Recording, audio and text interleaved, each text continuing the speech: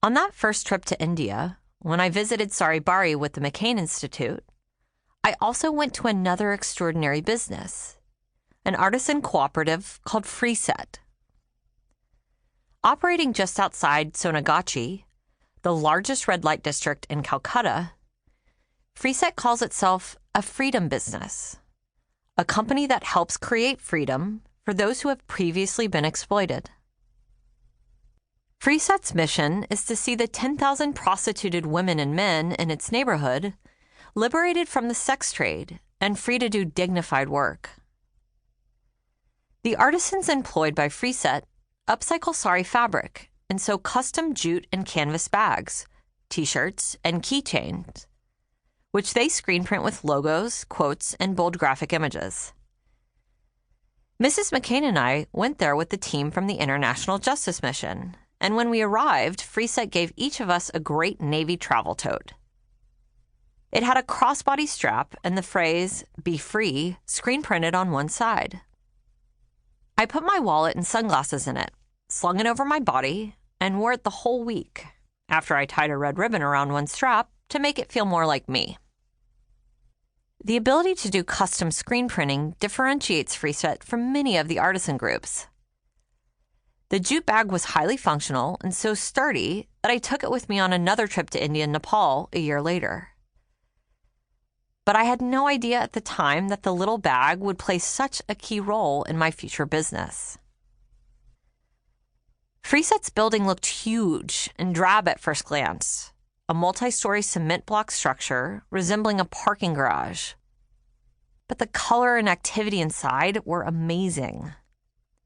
I stood in the central courtyard, looking up at just washed, colorful sari fabric, manufacturing scraps, unsold yardage, and discarded garments, hanging from clotheslines strung between the balconies. The women there would transform these discards into beautiful new bags. I craned my neck to watch as several women in traditional dress, sitting on a floor high above me, carefully braided long strips of sari into handles and zipper pulls for cotton or jute bags. Our whole group tramped from floor to floor, trying not to trip over one another as we navigated the narrow, steep stairs. There were workshops on every floor and storage rooms for heavy rolls of organic cotton. We stopped at the third level, and I peeked over the railing. I could see down to the ground floor, where two women sat on the chipped concrete floor next to a pile of fabric scraps in aqua, copper, mustard, and rose. One woman was leaning gracefully against a low wall, her legs stretched out before her, delicate ankles crossed, shiny black hair twisted into a low bun. She wore a white sari decorated with vibrant red and yellow flowers, the top draped over one shoulder, exposing a gold cotton spandex shirt underneath. The two women looked to be in their 30s or 40s.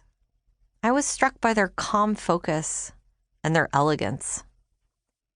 Freeset employs many women in their 30s, 40s, and 50s, giving them, like the fabric they sew, a second chance. It was an encouraging scene to witness, these two women working quietly together, transforming this traditional fabric into useful, appealing products. I smiled when I noticed that both women wore gold jewelry. Throughout many parts of the world, having enough money to buy a gold necklace or bracelet is a milestone, a signifier of financial stability. The fact that these women were sitting serenely in their beautiful dresses, working hard and wearing gold, indicated a level of economic security, and to me, spoke to the dignity that the opportunity to work afforded them. Freeset was started by a New Zealand couple named Carrie and Annie Hilton.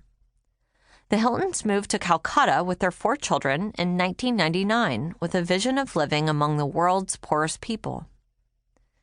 As they tell the story, they rented an apartment that looked fine during the day, only to discover at night that it happened to be located in the center of the city's largest red light district. Their new neighbors were the thousands of women forced into prostitution by trafficking and/or poverty. The Hiltons, much like Sarah Lance, quickly realized that so many of the women yearned for an opportunity to earn money in some other way. They too got the idea of handicrafts. After experimenting with different products and testing the market, they decided to offer the women training in jute bag construction for the export market. They opened Freeset in 2001 with 20 women. Today, the 200-plus workers can turn out 1,000 bags a day, almost all of which are customized. They earn twice the going rate of other seamstresses in India and also receive health insurance and a pension plan, as well as health education, psychological support, and other social services. The products Freeset makes offers customers a consistent level of quality, a key to remaining a competitive, self-sustaining business. The products were so well done that I wanted to take home more. I bought a pencil case and a few other bags printed with uplifting quotes, partly to support the co-op and partly because you never know when you need a gift. I didn't realize these bags, along with my new Navy travel tote, would wind up serving as samples for my yet-to-be-envisioned company, or that customization would play such a huge role.